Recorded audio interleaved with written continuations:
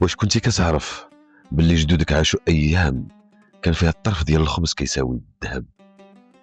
عام البون، المأساة اللي خلت المغرب يتشلل ويحبس انفاسه. سنة 1945 الحرب العالمية والكساد ضربوا المغرب.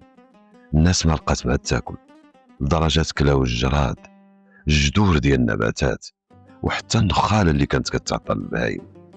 الموت كان كيدق في كاع البيبان، والريحة ديال الجوع كانت هي اللي طاغية في الزناقي. تسمى عام البون حيت باش تاخد حفنة ديال الطحين أو السكر كان خاصك ورقة صغيرة مع المستعمر.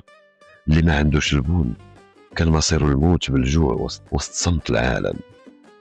هاد الناس هما اللي بفضلهم انت اليوم كاين.